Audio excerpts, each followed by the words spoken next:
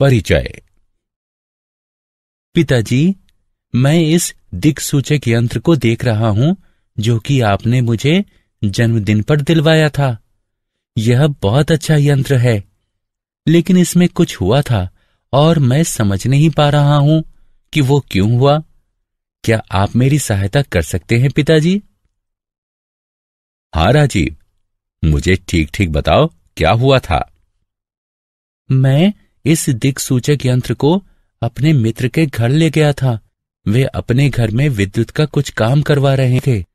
हम एक खुले तार के अत्यंत निकट दिक्सूचक यंत्र से खेल रहे थे। अचानक दिक्सूचक यंत्र की सुई अकारण ही विक्षेपित हो गई। जब हम तार से दूर हटे, यह अपने पहले वाले स्थान पर आ गई। ऐसा क्यों हुआ? ऐसा इसलिए हुआ क्योंकि विद्युत धारा चुंबक की भांति कार्य करती है और विद्युत प्रभाव उत्पन्न करती है। बच्चों, इस पाठ में हम चुंबकीय क्षेत्रों, विद्युत चुंबकीय क्षेत्रों, विद्युत मोटरों तथा विद्युत जनित्रों के बारे में जानेंगे। उद्देश्य।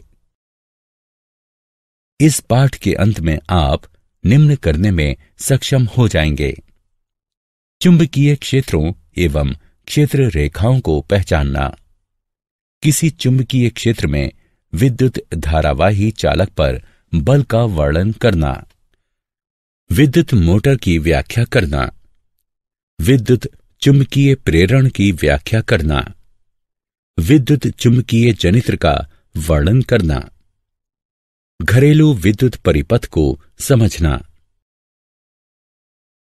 चुंबकीय क्षेत्रों एवं क्षेत्र रेखाओं का सिंहावलोकन। कोई चुंबकीय क्षेत्र किसी विद्युत धारा तथा चुंबकीय सामग्री के चुंबकीय प्रभाव द्वारा उत्पन्न होता है। हमारे अपने ग्रह पृथ्वी का स्वयं का चुंबकीय क्षेत्र है, जो कि नौ संचालन के दौरान एक महत्वपूर्ण घटक होता है। चुंबकीय क्षेत्र का प्रयोग अनेक विद्युत उपकरणों जैसे ट्रांसफार्मर आदि में भी किया जाता है। चुंबकीय क्षेत्र रेखाओं की तुलना स्थिरांक उच्चत्व रेखाओं से ही की जा सकती है, जो कि मानचित्र पर देखी जा सकती हैं।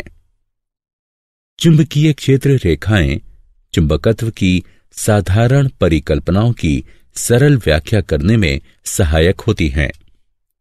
इन्हें किसी सतह के माध्यम से क्षेत्र रेखाओं की संख्या के रूप में परिभाषित किया जा सकता है। इन्हें सरलता से किसी गणितीय संरूप में रूपांतरित किया जा सकता है। चुंबकीय क्षेत्र रेखाएं दृष्टिगत रूप से उत्तर ध्रुवीय प्रकाश में प्रदर्शित होती हैं, जहां पृथ्वी के चुंबकीय क्षेत्र की दिशा के साथ साथ देखी जा सकने वाली चमकीली रेखाएं उत्पन्न होती हैं।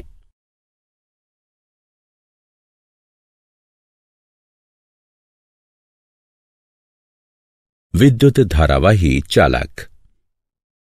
किसी धातु चालक में होकर गुजरने वाली विद्युत धारा अपने इर्द गिर्द चुंबकीय क्षेत्र उत्पन्न करती है। किसी चुंबकीय क्षेत्र में रखे हुए विद्युत धारावाही चालक का आवेश ऐसी दिशा में विलग्न की अनुभूति देता है जो कि विद्युत तथा चुंबकीय क्षेत्र पर लंबवत हों।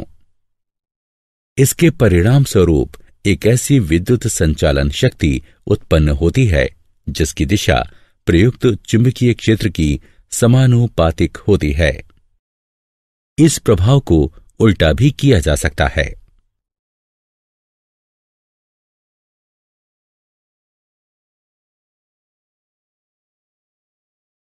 चुंबकीय क्षेत्र, सीधे चालक से होने वाला विद्युत प्रवाह। जैसा कि आपने पहले देखा, आइए देखते हैं कि क्या होता है यदि हम तार में हो रहे विद्युत प्रवाह को परिवर्तित कर देते हैं। दिक्सूचक यंत्र पर पड़ने वाला प्रभाव भी अलग अलग होता है। तो यदि आप विद्युत प्रवाह में वृद्धि करते हैं तो दिक्सूचक यंत्र की सुई के विक्षेपण में भी वृद्धि हो जाएगी। इससे हमें पता चलता है कि किसी दिए गए बिंदु पर उत्पन्न हुआ चुंबकीय क्षेत्र का परिमाण तार में प्रवाहित विद्युत धारा में वृद्धि होने पर बढ़ जाएगा। अब दिक्सूचक यंत्र को तार में प्रवाहित हो रही विद्युत धारा से दूर ले जाने का प्रयास कीजिए। आप देखेंगे कि जैसे ही तार एवं दिक्सूचक यंत्र में दूरी बढ़ेगी, चालक में दिए गए विद्युत प्रवाह के द्वारा उत्पन्न चुंबकीय क्षेत्र घट जाएगा। मैक्सवेल का कॉर्कस्क्रू नियम। मैक्सवेल का कॉर्कस्क्रू नियम, जिसे दक्षिण हस्त अंगुष्ठ नियम भी कहा जाता है, यह बताता है कि विद्युत धारा की दिशा में कॉर्कस्क्रू घुमाने से विद्युत धारा की दिशा के साथ साथ चुंबकीय क्षेत्र की दिशा भी नीचे की ओर लंबवत बदल जाती है। यदि हम कॉर्कस्क्रू को विद्युत धारा की दिशा में नीचे की ओर घुमाते हैं और कॉर्कस्क्रू का हैंडल दक्षिणावर्त घूमता है, तो चुंबकीय क्षेत्र की दिशा दक्षिणावर्त में होगी। अतः जब विद्युत धारा ऊपर की ओर बहती है तो चुंबकीय क्षेत्र की दिशा परिवर्तित हो जाती है और वामावर्त हो जाती है। चुंबकीय क्षेत्र, वृत्ताकार लूप से होने वाला विद्युत प्रवाह। आइए अब देखते हैं कि क्या होता है जब वो तार जिसमें हम विद्युत धारा प्रवाहित करते हैं वृत्ताकार ढंग से रखा जाता है। इसके चारों ओर संकेंद्रित वृत्तों में चुंबकीय क्षेत्र उत्पन्न हो जाता है। छड़ चुंबक को धीरे से तार से दूर करने का प्रयास कीजिए। जैसे ही हम पाश के केंद्र तक पहुंचते हैं, संकेंद्रित वृत्त सरल रेखाओं के रूप में उत्पन्न हो जाते हैं। संपूर्ण चुंबकीय क्षेत्र एक सरल रेखा के जैसा प्रतीत होता है। अब इस पर मैक्सवेल का कॉर्कस्क्रू नियम लागू करने का प्रयास कीजिए और देखिए कि क्या तार का प्रत्येक खंड एक ही दिशा में चुंबकीय क्षेत्र उत्पन्न करने में सक्षम है।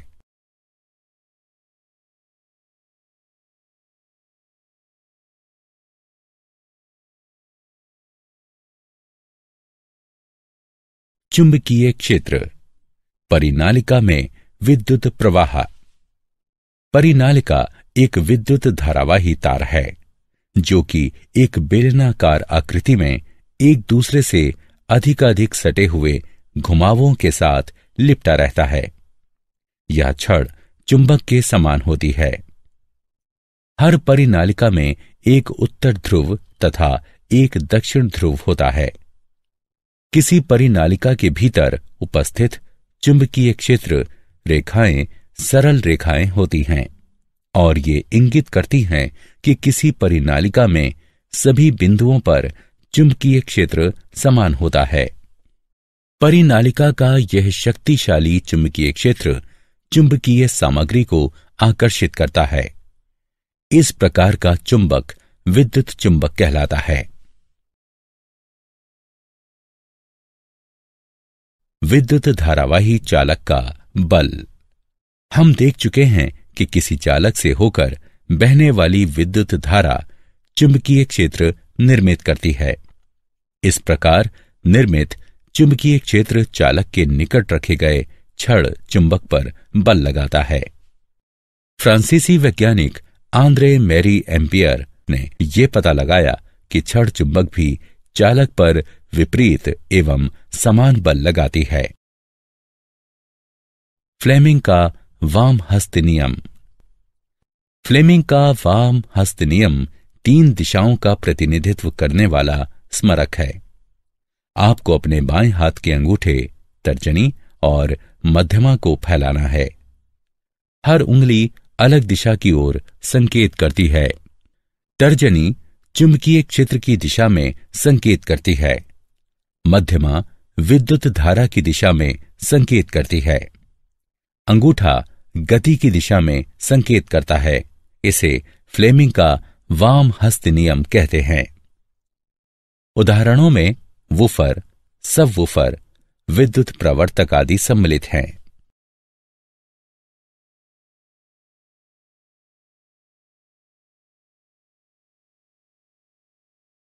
विद्युत मोटर। विद्युत मोटर एक विद्युत यांत्रिक उपकरण है। यह विद्युत ऊर्जा को यांत्रिक ऊर्जा में परिवर्तित करता है। आइए देखते हैं कि विद्युत मोटर कैसे कार्य करता है। मोटर गति उत्पन्न करने के लिए चुंबकों का प्रयोग करता है। विद्युत मोटर के भीतर चुंबक का आकर्षित करने वाला बल तथा प्रतिरोधी बल मिलकर घूर्णन गति उत्पन्न करते हैं। पंखे, ब्लोअर, पंप, डिस्क ड्राइव इत्यादि विद्युत मोटर के कुछ उदाहरण हैं।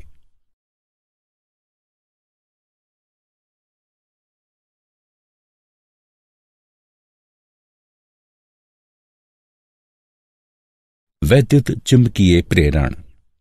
चुंबकीय क्षेत्र से होकर गति करने वाले किसी चालक द्वारा किया गया विद्युत उत्पादन वैद्युत चुंबकीय प्रेरण कहलाता है। उदाहरण के तौर पर जनित्र, विद्युत परिवर्तक, प्रेरण मोटर, विद्युत मोटर, तुल्यकालिक मोटर और परिनालिकाएं आदि वैद्युत चुंबकीय प्रेरण का उपयोग करते हैं। माइकल फैराडे एक अंग्रेज वैज्ञानिक, रसायन शास्त्री, भौतिक विज्ञानी तथा दार्शनिक थे, जिन्होंने चुंबकीय क्षेत्र, वैद्युत चुंबकीय प्रेरण, प्रतिचुंबकीयता तथा वैद्युत अपघटन की खोज की। उनके प्रयोगों में चुंबक को गति कराकर विद्युत उत्पादन करना भी सम्मिलित है। आइए अब तारों की एक कुंडली के भीतर एवं बाहर एक छड़ चुंबक लगाने का प्रयास करें। आप देखेंगे कि तार विद्युत उत्पादित करने लगते हैं। इसे वैद्युत चुंबकीय प्रेरण कहते हैं। विद्युत जनित्र। विद्युत जनित्र यांत्रिक ऊर्जा को विद्युत ऊर्जा में परिवर्तित करता है। यह विद्युत आवेश को एक बाह्य विद्युत परिपथ के द्वारा बहने के लिए बाध्य करता है। इसके उदाहरणों में जल पंप सम्मिलित है, जो जल को बहाता है पर जल उत्पन्न नहीं करता। विद्युत जनित्रों का परिचालन वैद्युत चुंबकीय प्रेरण पर आधारित होता है, अर्थात जब भी कोई चालक चुंबकीय क्षेत्र में जाता है, एक विद्युत प्रवाह उस चालक में प्रवृत्त हो जाता है। यदि किसी कुंडली के भीतर कोई चुंबक घूम रहा है तो कुंडली में प्रत्यावर्ती धारा प्रवृत्त हो रही है। समान समय अंतरालों के पश्चात प्रत्यावर्ती धारा दिशा बदल लेती है। दूसरे प्रकार की धारा दिष्ट धारा कहलाती है, जो कि समय के साथ दिशा नहीं बदलती।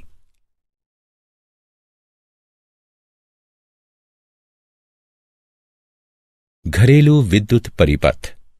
विद्युत शक्ति जहां प्रयोग में लाई जाती है, वहां से काफी दूर इसका उत्पादन होता है। विद्युत उत्पादन केंद्रों पर विद्युत का उत्पादन 50 हर्ट्ज की प्रत्यावर्ती वोल्टेज आवृत्ति के साथ 11,000 वोल्ट पर होता है। विद्युत को विभिन्न स्थानों पर उपभोग के लिए उच्च वोल्टेज पर पारेषित किया जाता है, ताकि पारेषण के दौरान ऊर्जा की हानि कम से कम हो। विद्युत शक्ति हमारे घरों में 3 तारों द्वारा प्रवेश करती है। ये हैं विद्युन्मय तार यानी लाल तार, उदासीन तार यानी काला तार तथा अर्थ का तार यानी हरा तार। विद्युन्मय तार में 220 वोल्ट का विभव होता है और उदासीन तार में 0 विभव होता है। अतः विद्युन्मय तथा उदासीन तारों के मध्य विभवांतर होता है 220 वोल्ट। घरों में इस्तेमाल किए जाने वाले उपकरणों में विभिन्न प्रकार के विद्युत परिपथों का प्रयोग किया जाता है। अर्थ के तार को धातु की एक प्लेट से धरती में गहराई तक जोड़ा जाता है, ताकि उपकरणों के इस्तेमाल के दौरान विद्युत धारा के रिसाव से तीव्र झटका न लगे। सभी परिपथों में एक महत्वपूर्ण परिपथ है फ्यूज। यह इस बात को सुनिश्चित करता है कि किसी उपकरण में विद्युत धारा के अतिभारण के कारण कोई हानि ना हो। अतिभारण तब होता है जब विद्युन्मय तार तथा उदासीन तार परस्पर संपर्क में आते हैं या वोल्टेज की आपूर्ति में वृद्धि हो जाए। ऐसी परिस्थिति में फ्यूज विद्युत प्रवाह को रोककर परिपथ अथवा उपकरण को खराब होने से बचाता है।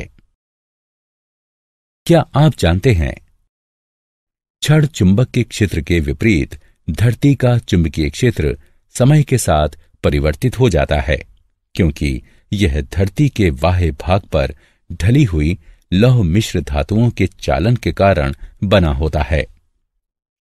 फ्लेमिंग का वाम हस्त अंगुष्ठ नियम विद्युत मोटरों में प्रयुक्त होता है, जबकि फ्लेमिंग का दक्षिण हस्त नियम विद्युत जनित्रों में प्रयुक्त होता है। मोटरों एवं जनित्रों में पृथक पृथक हाथों का प्रयोग किया जाना चाहिए, क्योंकि मोटरों एवं जनित्रों के कारण और प्रभाव में अंतर होता है। सारांश। आइए हमने जो कुछ सीखा है उसे संक्षेप में दोहराएं। चुंबकीय क्षेत्र एवं चुंबकीय क्षेत्र रेखाएं कैसे उत्पन्न होती हैं? किसी चुंबकीय क्षेत्र में विद्युत धारावाही चालक पर बल। विद्युत मोटर क्या है और यह कैसे कार्य करता है? वैद्युत चुंबकीय प्रेरण क्या है और इसके क्या उपयोग हैं?